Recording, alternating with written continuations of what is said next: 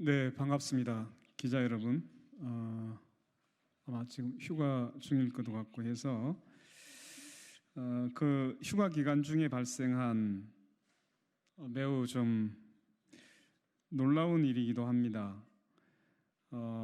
현대중공업 오늘은 그 갑질 논란 그리고 그로 인해서 피해를 받고 있는 하청 노동자들의 임금체불 문제에 대한 기자회견을 시작하도록 하겠습니다. 그리고 오늘 특히 수화를 맡아주신 분까지 함께 하고 있음을 말씀드리겠습니다. 우선 오늘 이 현대중공업 갑질 규탄 및 근본 대책 촉구 기자회견은 전국 금속노동조합 그리고 정의당 배진교 원내대표실 정의당 노동본부에서 공동으로 주최함을 알려드리겠습니다. 오늘 참석자를 소개해드리겠습니다. 우선 배진교 정의당 원내대표님 나오셨습니다. 김용화 금속노조 수석 부위원장님 함께하고 계십니다. 그리고 당사자이기도 합니다. 조경건 현대중공업 지부장님 오셨습니다. 현중지부 정책실장님이신 김현균 실장님 나오셨습니다. 그리고 현대중공업 지부 내에는 사내하청지회가 있습니다. 사내하청지회 총무부장이신 이형진 부장님 오셨습니다. 그리고 조직부장 안종글님 참여하고 계십니다. 그리고 금속노조 정책국장이신 김태정 국장님도 함께 참여하고 계십니다. 오늘 순서는 모두 발언을 한 3분 정도 하고 기자회견문 낭독하는 순서대로 하겠습니다. 저는 진행을 맡고 있는 정의당 노동본부의 노동본부장을 맡고 있는 권영국입니다. 반갑습니다. 우선 저도 이 진행을 하면서 매우 놀라운 것은 그 현대중공업이 사내하청과 이 계약을 하는 과정에서 원래 이제 계약을 하려면 그 일을 시작하기 전에 계약을 체결해야 되는데 일을 다 끝내고 난 뒤에 예를 들면 7월 달에 일을 다 끝내고 난 뒤에 이 계약을 체결하는 우리가 상식적으로 이해할 수 없는 일들이 발생하고 있습니다. 그로 인해서 실제 2016년에도 이 현대중공업이 다른 이제 그 빅3 그 조선소가 비슷한 양상을 보이고 있다고 하는데요. 특히 현대중공업이 심각하다고 합니다. 그 사전에 작성해야 될 계약서를 사후적으로 작성을 하고 여기에 기성금을 일방적으로 정한다고 합니다. 이로 인해서 실제 하청업체는 매월 그 4대 보험료가 체납되는 현상이 발생하고 달리 얘기하면 계약금을 현대중공업이 일방적으로 정하기 때문에 발생하는 문제이고 이래서 2016년에 실제로 이 불공정 거래로 인해서 현대중공업이 208억의 과징금을 맞는 사태까지 있었습니다. 그런데 똑같은 일이 지금 발생하고 있고 21개 사내하청 업체의 사장들이 이러한 계약서의 불공정성을 이유로 해서 8월 달에 계약서에 사인을 거부했고 이에 인해서 기성금이 지불되지 않았습니다. 이로 인해서 하청업체 노동자 2,600명의 체불이 발생을 한 사태입니다. 그래서 우선 모두 발언으로 배진교 원내대표님께서 말씀해 주시겠습니다.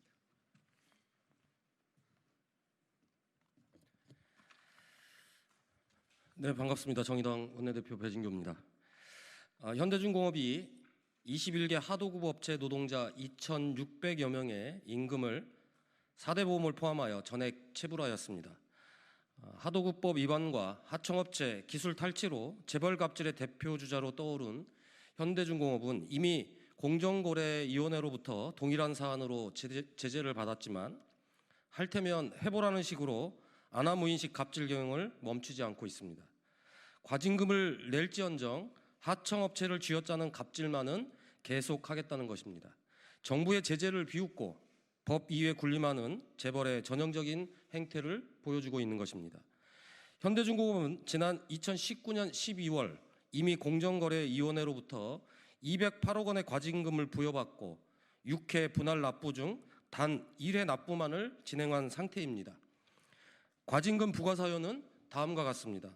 하도급 업체에게 작업을 위탁하면서 계약서를 작업이 시작된 후에 발급하여 하도급 업체가 구체적인 작업이나 대금에 대해 모르는 상태로 작업에 들어가게 한 뒤에 사후에 일방적으로 정한 대금을 받아들일 수밖에 없게 하는 사전 서면 발급 의무 위반 행위, 그리고 구조조정 대상이 될 수도 있다고 겁박하여 일률적으로 100% 단가를 인하를 결정하는 행위, 그리고 제조 원가보다 못한 단가를 일방적으로 결정한 행위, 공정거래위원회 현장 조사를 의도적으로 방해한 행위, 하나같이 악질적인 경영 행태지만 또한 공공연한 관행처럼 이어져 온 부조리이기도 했습니다.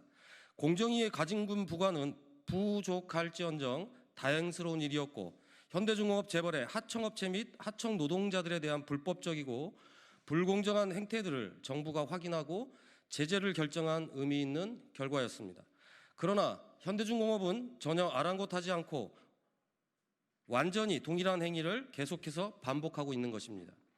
정의당은 하도급 업체에 대한 현대중공업의 갑질을 강력히 규탄하며 공정거래위원회와 울산 고용지청이 이와 같은 행태가 반복되지 않도록 일벌백계할 것을 촉구합니다.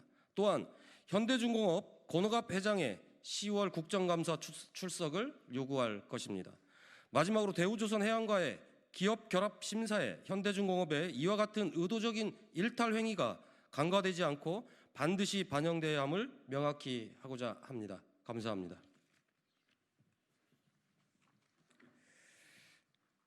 네, 우리가 계약을 할 때 계약 자유 원칙상 사전에 계약을 해야 되잖아요.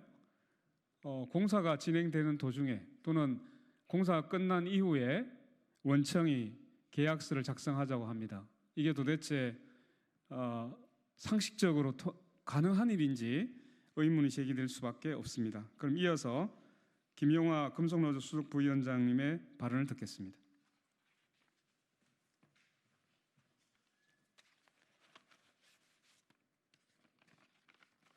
네, 안녕하십니까. 소개받은 금속노조에서 조선 담당 임원을 맡고 있는 수석 부위원장 김용화라고 합니다. 최근 언론 보도에 한국조선해양이 일주일 사이 1조 원 규모의 선박을 수주했다는 낭보가 주요 기사로 나왔습니다. 수주 내용도 친환경 LNG선과 여객선이 포함되어 있어서 수렁에 빠져 있는 조선경기에 활력소가 되겠다는 내용이었습니다. 이런 상황에서 임금 체불이 일어났습니다. 기쁜 소식도 차별이 존재하는 것 같습니다. 현대중공업은 적폐 경영의 종합 선물 세트 같습니다.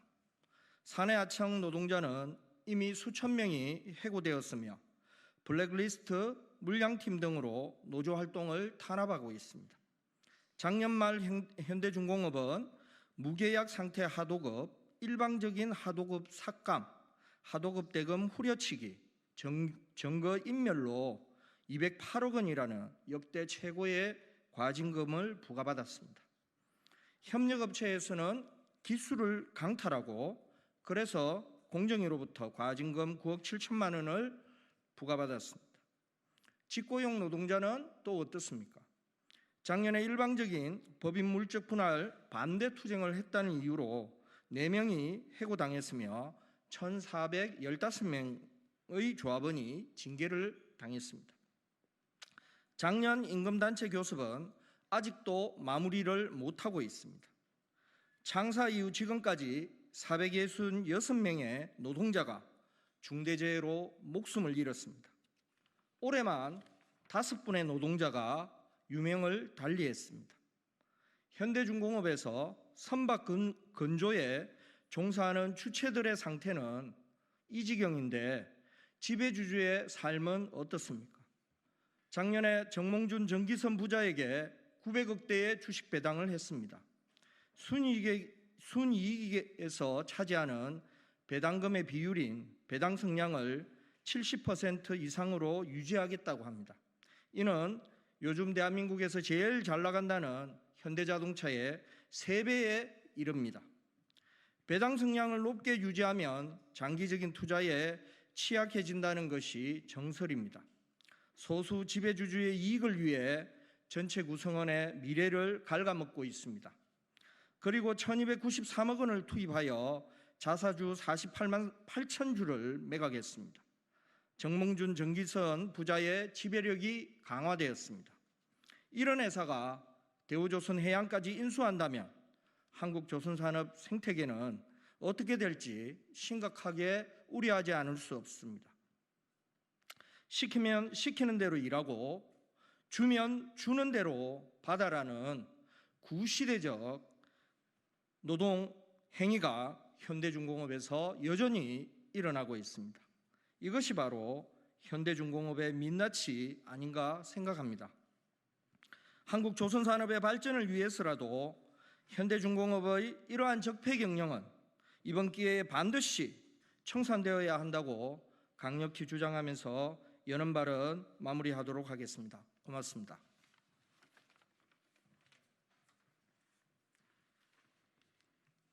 네, 현대중공업의 그 대기업으로서의 우월적 지위를 이용해서 갑질 경영의 그 면모를 낱낱이 보고 있습니다. 자, 그럼 이어서 우리 조경건 현대중공업 지부 지부장님의 발언을 듣겠습니다. 네, 반갑습니다. 전국 금속노동조합 현대중공업 지부 지부장 조경건입니다. 기자회견을 회사에 좋은 칭찬적으로 해서 기자회견을 하면 참 좋은데 유독 현대중공업의 노무 관리가 너무 악덕으로 흐르고 노동 탄압이 너무 심하니 늘 안 좋은 쪽으로 해서 기자회견을 함에 대해서 지부장 한 사람도 굉장히 유감스럽게 생각합니다. 이 기자회견을 끝으로 해서 현대중공업에는 좀 더 노동 탄압 그리고 현장에 열심히 일하는 노동자를 탄압하고 또 죽이는 이런 노무 관리가 없어졌으면 좋겠다는 바람으로 몇 마디 말씀드리겠습니다. 좀 전에 우리 김용환 수석께서도 말씀했지만은 세계 1등 조선소 현대중공업을 만들어내기 위해서 원화청 노동자가 창사 이래 467명의 노동자가 죽어나가고 5천 명의 노동자가 산재를 당하면서 기업을 살려놨습니다. 그런데 그 조용하던 이 현대중공업에 2015년, 14년 말이죠. 총수일가 정몽준, 정기선 경영세습일에서 집사 역할을 하는 고노갑 그 당시에 직함이 사장입니다. 부임하에서부터 현장을 숙대밭으로 만들어 놓습니다. 그리고 그에 연결돼서 울산 동구지역 비롯하여 울산 시내는 전체 경제가 밑으로 바닥으로 떨어지고 있습니다. 그것이 아직도 회복 기미가 없습니다. 정몽준 이 대주주가 동구 지역에서 오선에 국회의원을 연입할 때는 유권자를 생각해서 그나마 조금 풀어가는 모습도 있었다면 그 뒤에 서울로 따라면서 모든 것을 서울로 옮겨갑니다. 그리고 작년에 이어서 작년에 법인 분할을 통해서 본사 및 여러 가지 중요 투자 사업장을 전부 서울 분당으로 옮긴다고 합니다. 여기에 울산 시민 많은 분들이 거의 80%에 육박하는 시민들이 반대를 했습니다.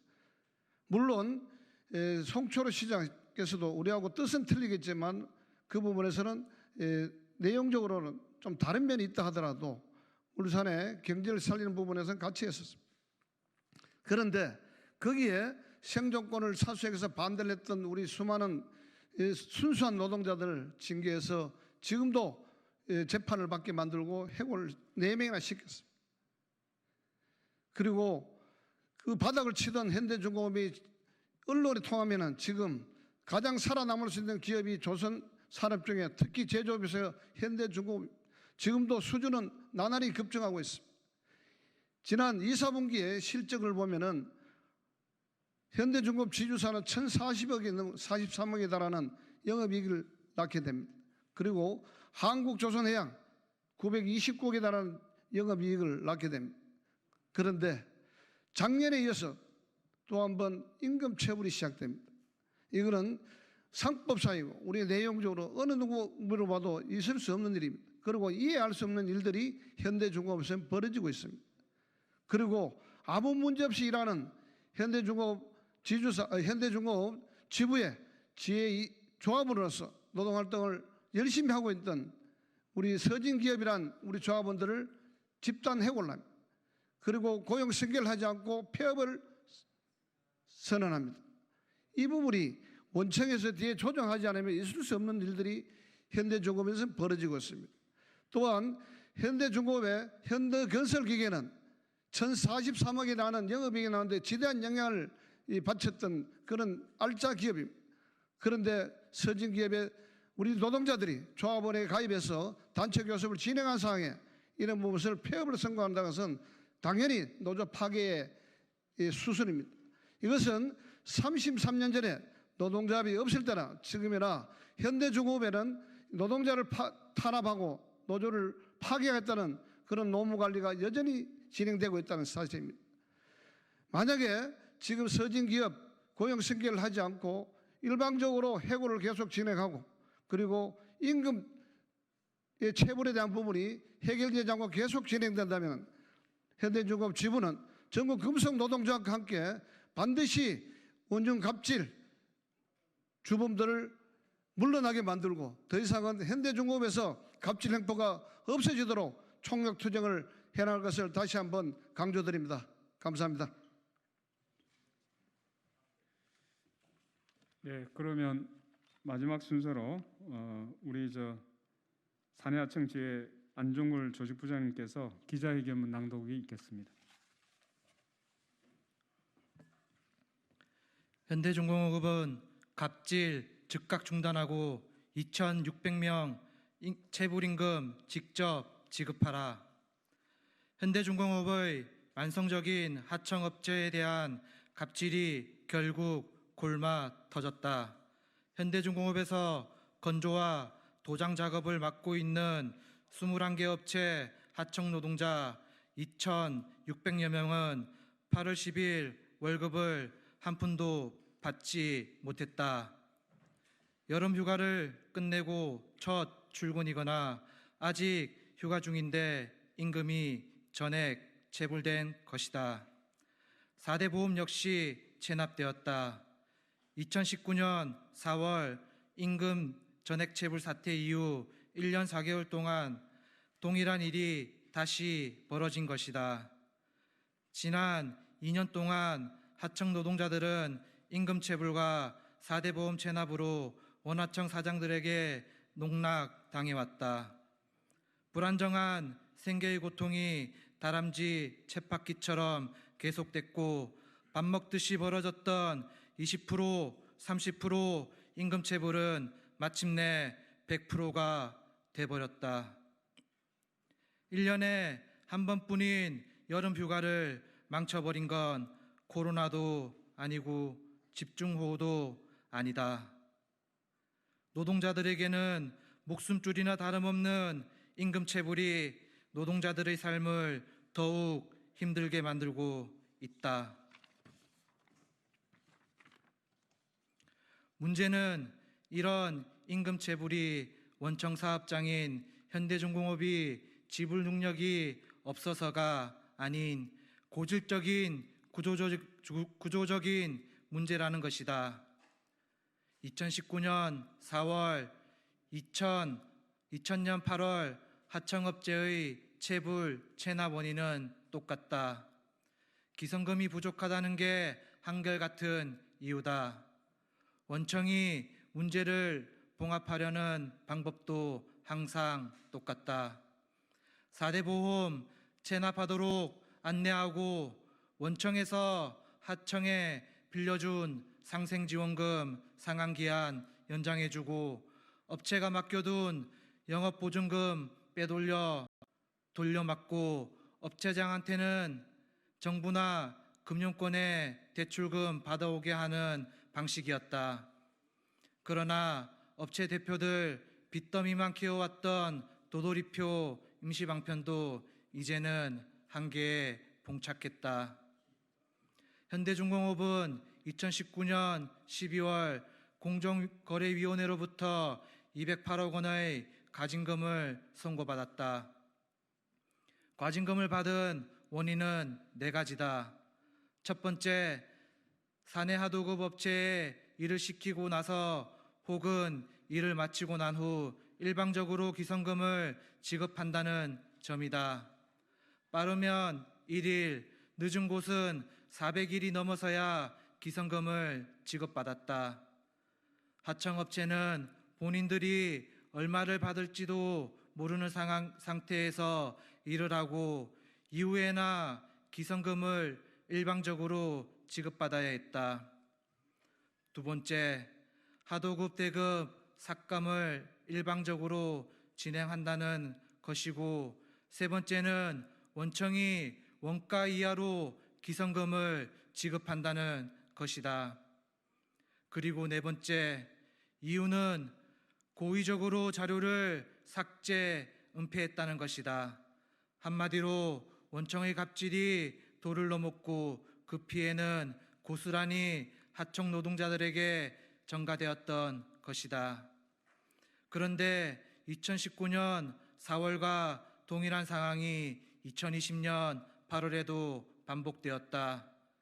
현대중공업 원청이 이번에도 하청업체 21곳에 기성급 일방 지급을 요구하였고 21개 업체 대표들은 7월 기성급 세금 계산서 발행 서명을 거부하면서 기성금은 전달되지 않았고 그 결과 2,600여 명의 임금은 체불되고 4대 보험은 체납된 사태가 또다시 발생한 것이다. 수년째 하청업체의 4대 보험 비용만큼 기성금이 부족한 상황이 반복되는 걸 어떻게 이해해야 하는가? 불합리한 공정과 인원 투입이 문제라면 진상을 파악하고 근본 대책을 수립하면 된다. 물류와 생산 시스템 등 조건이 전혀 다른 계열사랑 하청 노동자 인당 비용을 단순 비교해 무턱대고 업체를 지었단다고 해서 문제가 해결되지 않는다. 이것은 전형적인 갑질 경영이자 무능함의 극치이다. 동방성장과 상생이란 현대중공업의 표현이 무색하다. 금속노조와 현대중공업 원하청 노동자들은 현재와 같은 사태를 결코 용납할 수 없다. 우리는 이번 사태가 단순한 임금체불의 문제라고 생각하지 않는다. 현대중공업이 105억 원이 없어서 임금체불을 하는 사업장이 아니라면 현재와 같은 갑질이 반복되는 구조적인 문제를 해결하지 않고서 이 문제를 보갑하는 것에 동의하지 않는다. 또한 임금체불 못지않게 더 큰 문제인 노조 설립을 이유로 해고된 노동자들의 고용 승계 문제가 해결되지 않는 한 투쟁을 중지할 수도 없다. 우리는 요구한다. 우리는 현대중공업에 요구한다. 현대중공업은 하청 노동자 임금체불을 직접 지급하라. 임금을 볼모로 한 갑질을 즉각 중단하라. 도급계약서대로 임금을 직접 지불하라. 4대 보험료도 원청이 직접 공단에 납부하라. 노조 설립을 이유로 해고된 노동자들의 고용을 즉각 승계하라. 우리는 울산고용노동지청에 요구한다. 체불사업장에 대한 근본 대책 수립을 지도 감독하고 원하청 사용자들을 강력히 처벌하라. 노조 설립을 이유로 해고된 노동자들의 고용을 지도하라. 우리는 공정거래위원회에 요구한다. 현대중공업 원청의 갑질을 즉각 지도 감독하고 처벌하라. 2020년 8월 13일 전국 금속노동조합 정의당 배준교 의원, 정의당 노동본부 이상입니다. 네, 잘 들으셨을 거라고 알겠습니다. 사실 이 사안은 여러 가지가 중첩적으로 나타나는 문제입니다. 우리가 재벌 기업이 특히 이제 그 선박을 제조하고 있는 선박 제조 대기업에서 비슷한 양상들이 나타나고 있는 것으로 보입니다. 특히 현대중공업은 그 정도가 너무나 도를 지나치고 있음을 우리는 확인하고 있습니다. 이 문제는 여러 분야에 걸쳐 있는 특히 원하청 관계에서 이 민법상의 계약의 원칙을 정면으로 도전하고 있습니다. 현대중공업이 사후적으로 계약서를 작성한다는 것은 있을 수 없는 일이 발생하고 있는 것이죠. 여기에서 갑질 행포가 도를 넘고 있습니다. 그 여파가 바로 우리 하청 노동자들의 임금 체불에 직접적으로 영향을 미쳐버린 것입니다.